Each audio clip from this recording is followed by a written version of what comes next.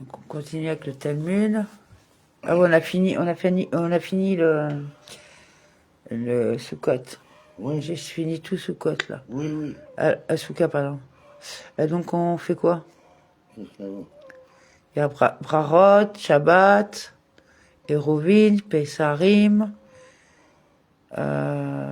Yoma, Sukkah, Pessah, Rosh Hashanah, Ta'anit, Megillah, Moed Katan, Hagiga, Bamot, Ketuvot, Nedarim, Nazir, Sota, Guidin, Shabbat.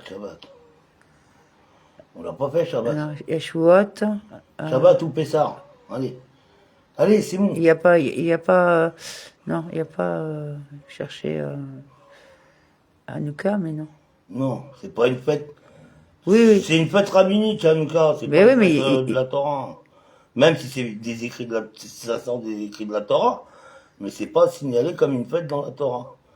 Donc il n'y a pas lieu que ça soit là. D'accord. Et pourtant il y a Pessarim, Shabbat. Il y en a pour combien? Il y a combien de... Hein? C'est long. Shabbat? Il y a combien? Attends, si Dieu veut. Que normalement, il faudra attacher. Non, mais là, tu verras pas, il y a combien. Vas-y, continue.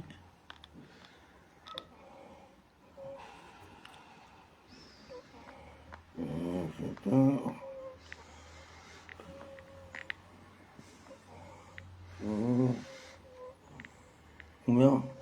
6. Ah. C'est pas ça va être. Pessar, c'est au mois de septembre, ça dépend si tu veux. Pessarim, on pourra. Shabbat, on pourra toujours le faire. On l'a déjà fait, Pessarim en plus. Ouais. Pessar, non? Oui, oui. Bah. Bon.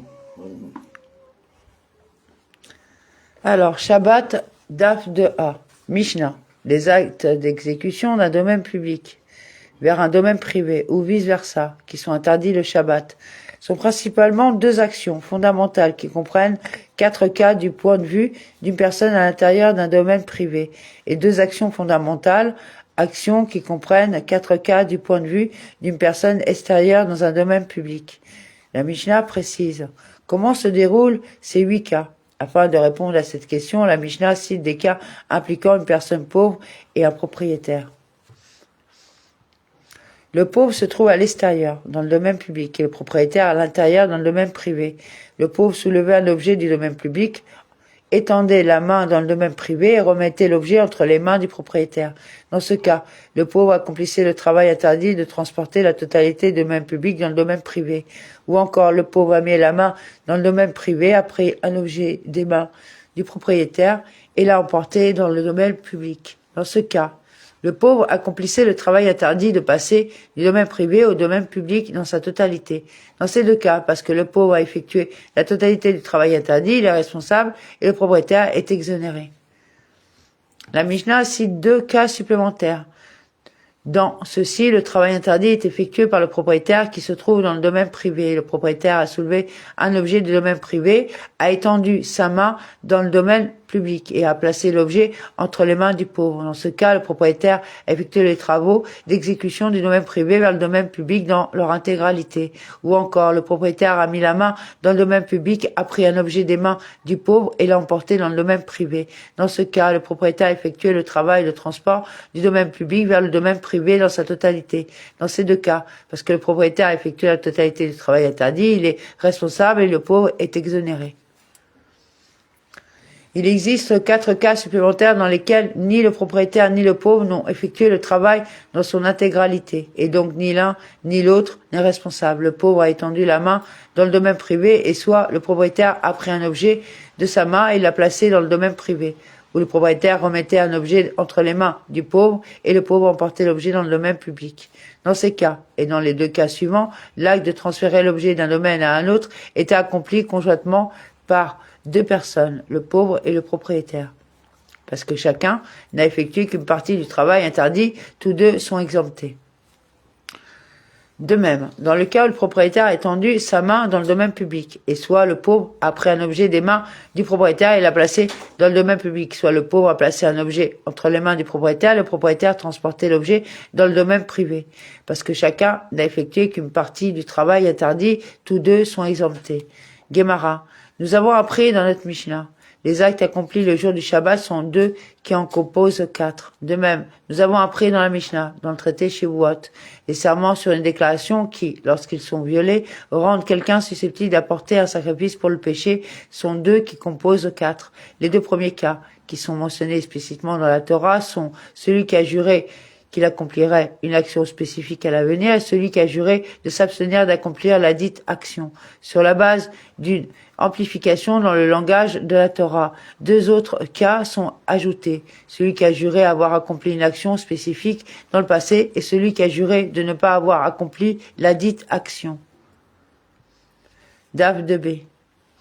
De même, en ce qui concerne la conscience de l'impureté rituelle, il existe 2 cas qui en comprennent 4. Il est interdit à celui qui est rituellement impur d'entrer dans le temple ou de consommer un objet consacré. Cependant, celui qui viole involontairement cette grave interdiction n'est obligé d'apporter un sacrifice pour sa transgression que s'il était clairement conscient de son statut rituellement impur avant et après la commission de la transgression. Les 2 cas de transgression involontaire dans ce domaine sont celui qui était conscient et a ensuite oublié qu'il était rituellement impur, puis soit a mangé de la viande consacrée, soit est entré dans le temple, et ensuite rappelé qu'il était rituellement impur. 2 cas supplémentaires sont celui qui était conscient de son statut rituellement impur, mais ignorait que la nourriture qu'il s'apprêtait à manger était consacrée et la mangeait, ou il ignorait qu'il était sur le point d'entrer dans le temple et y entra. Les signes d'affliction de la lèpre sont au nombre de 2 qui en composent 4. La Torah, Lévitique 13, mentionne 2 types de signes d'affliction en ce qui concerne la lèpre, le Baéret et le Séret. 2 signes secondaires supplémentaires d'affliction ont été ajoutés. Ils ne sont pas aussi blancs que ceux décrits dans la Torah. Par conséquent, il existe des dérivés de Baéret et de Séret. La Mishnah de Shavuot mentionne également que les actes accomplis le jour du Shabbat sont 2 actions de base qui en comprennent 4.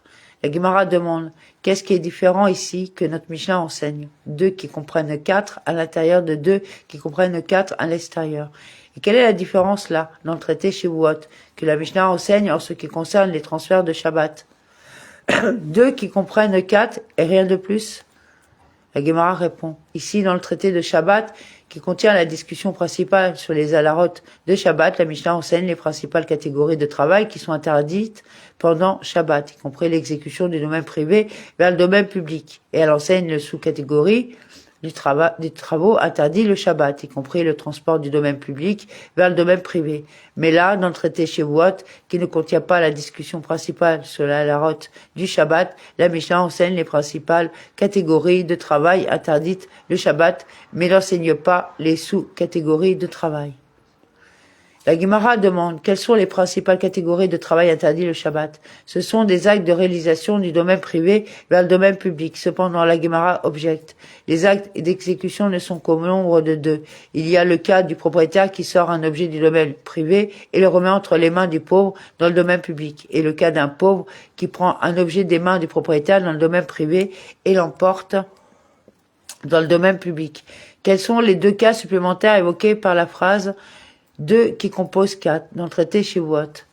Et si vous dites que la Mishnah du traité Shavuot énumère les 4 cas d'exécution parmi eux, ceux pour lesquels il y a une responsabilité, parmi eux ceux pour lesquels il y a une exemption, y compris ceux mentionnés dans la seconde moitié de notre Mishnah, dans laquelle chaque individu n'effectue que la moitié du travail interdit, ce qui n'est pas réalisable. La Mishnah de Shavuot enseigne l'interdiction d'accomplir le Shabbat parallèlement au signe d'affliction de la lèpre, tout comme ici, en ce qui concerne la lèpre. Tous les 4 sont des cas pour lesquels il y a une responsabilité, de même ici, en ce qui concerne le Shabbat. Tous les 4 sont des cas pour lesquels il y a une responsabilité.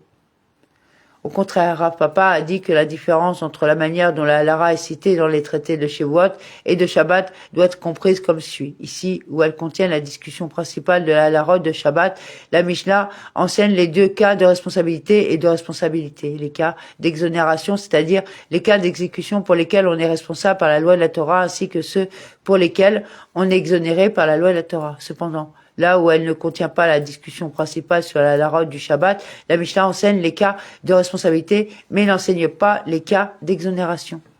La Guémara demande, quels sont les cas de responsabilité? Ce sont des actes de réalisation du domaine privé vers le domaine public. La Guémara objecte qu'il n'y a que 2 actes d'exécution. L'exécution en se tenant debout à l'extérieur et l'exécution en se tenant debout à l'extérieur. Quel est le sens de l'expression dans Shavuot, lesquels comprennent 4? La Guémara répond, il est possible d'arriver à un total de 4. Des cas de transfert du domaine public vers le domaine privé sont également énumérés dans le traité Shavuot. Par conséquent, il y a 2 cas d'exécution et 2 cas d'introduction. La Guémara objecte. Dans Shavuot, la phrase « les actes d'exécution sont enseignés dans la Mishnah et non les actes d'exécution ». Ravashi a dit « le Tana dans Shavuot se réfère également à l'exécution comme à l'exécution ». D'où est-ce que je sais cela? De ce que nous avons appris dans une Mishnah. Celui qui transporte un objet d'un domaine à un autre est responsable. N'avons-nous pas également affaire à un cas où il le transporte du domaine public vers le domaine privé et pourtant la Mishnah l'a qualifié d'exécution?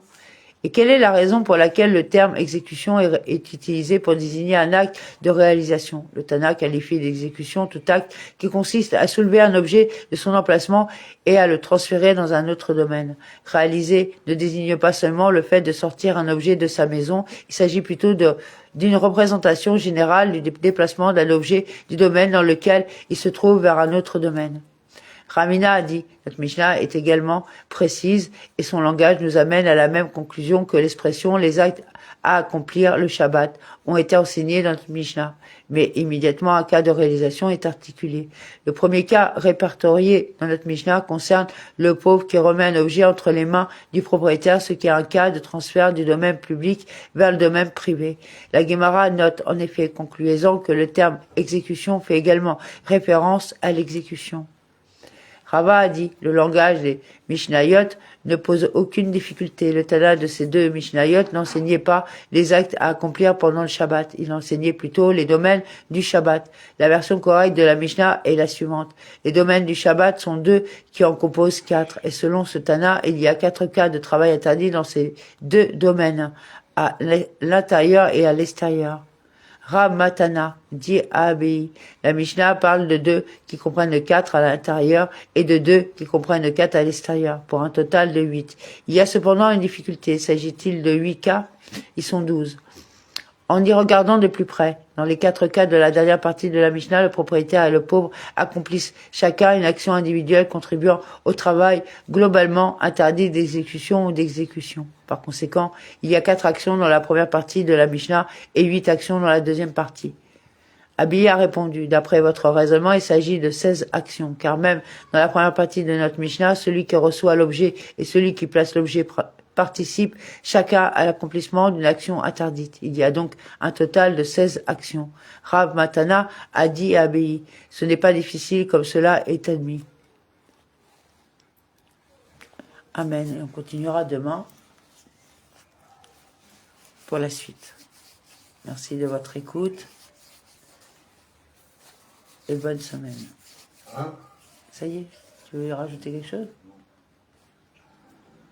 En vous remerciant de votre écoute, de votre patience, et que grand bien vous passe, et qu'Hachem guide vos pensées